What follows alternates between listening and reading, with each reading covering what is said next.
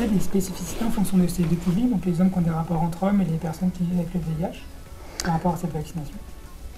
Alors, paradoxalement, ceux qui vaccinent au-delà de 26 ans, ce sont plutôt des médecins qui s'occupent des prépeurs ou des hommes qui ont des rapports sexuels entre hommes, qu'ils soient VIH ou pas, parfois multipartenaires.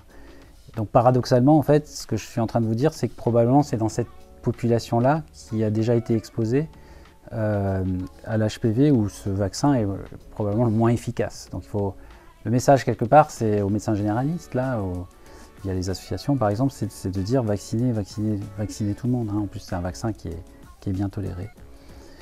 Donc jeunes, vacciner avant que les gens prennent leur vie, entament leur vie sexuelle. Chez les VIH, on sait que la réponse a priori au vaccin est la même qu'en population générale. C'est un vaccin qui est très immunogène et donc il n'y a pas de sous-réponse, si vous voulez, quand on se vaccine par le papillomavirus, si on est infecté par le virus du VIH. Alors après, il y a eu des études quand même pour voir s'il y a une efficacité de ce vaccin chez les HSH. C'est Palevski qui a publié une étude où il avait inclus des personnes HSH. Jusqu'à l'âge de 26 ans, il avait randomisé en vaccination ou pas contre le HPV et qui avait montré qu'il y avait une diminution du risque de lésions précancéreuses là, au niveau anal de 50% tout de même. Donc il y a une efficacité qui est probablement moindre que si on avait vacciné plus tôt, mais qui est là et qui est démontrée dans cette étude clinique jusqu'à l'âge de 26 ans.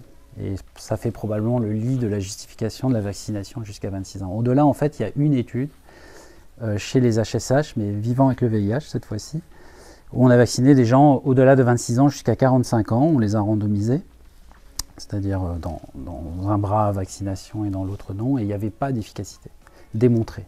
En fait, lorsqu'on est HSH, il y a des belles études qui montrent que, à partir de 26 ans, si on prend une photographie de population HSH, on a 30% des gens qui ont de l'HPV-16 à chaque fois. Et en fait, 70% qui ont de l'HPV-HR. Et ça veut dire qu'à partir de 26 ans, à un moment donné, vous avez 90% de la population qui aura rencontré, si ce n'est pas à 26 ans, c'est à partir de 30 ans ou juste avant, l'HPV-16. Donc ça va très vite. En fait, le vaccin ne se débarrasse pas d'un portage, n'aide pas au débarras du virus qui est chronique, qui est là et qui peut induire, lui, des lésions cancéreuses. Ça empêche l'acquisition de façon beaucoup majeure du virus avant qu'il soit installé, en fait. Donc vraiment le message, c'est qu'il faut vacciner la population générale jeune, et dedans on y inclura les HSH en devenir ou en cours de coming out, je ne sais pas, et les HSH à des âges jeunes, si possible, le plus rapidement possible. En conclusion, on doit proposer donc le vaccin contre le papillomavirus en population générale, tôt dans la vie sexuelle, idéalement autour de la préadolescence, donc c'est plutôt le rôle du médecin généraliste. Et ensuite on peut proposer ce vaccin jusqu'à l'âge de 26 ans, plutôt pour les hommes à l'heure actuelle, mais les recos sont en cours de discussion auprès des groupes d'experts pour que l'indication vaccinale chez les filles soit jusqu'à 26 ans.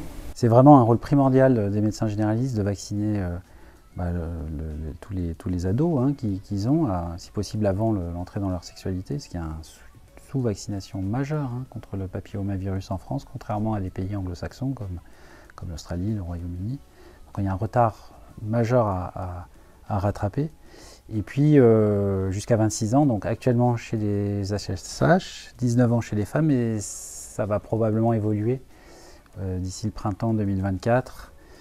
Donc attendre les conclusions, mais a priori ça sera 26 ans en effet pour les deux sexes, donc femmes et hommes, qu'ils soient HSH ou pas. Et donc au-delà de 26 ans, la vaccination se ferait au cas par cas par l'évaluation médicale, surtout en fonction de l'exposition sexuelle antérieure. C'est peut-être une attitude plus pragmatique. Les études sont beaucoup plus rares au-delà de 26 ans, y compris dans des populations hautement exposées au risque d'acquisition du HPV, et sont plutôt négatives en termes d'impact clinique sur les lésions anales. Et donc en effet, oui, donc il y a probablement un intérêt soit très léger, soit négatif de vacciner cette population hautement exposée, mais c'est un peu au cas par cas en effet. Et si on a eu peu de rapports, si on vient de rentrer dans la sexualité, c'est sûr qu'on aura peut-être tendance à vacciner, comme font les anglo-saxons. Mais si on a un multipartenaire depuis un petit moment, avec un risque d'avoir rencontré les virus HPV à haut risque, dont le 16, important, il me semble que l'intérêt est moindre, voire nul, de vacciner. Et l'intérêt est plutôt dans le dépistage pour les HSH des lésions précancéreuses de l'anus. Merci professeur Maxison pour votre temps et votre expertise sur le thème du papillomavirus. Et je vous dis à une prochaine, pour une prochaine capsule autour de la santé sexuelle.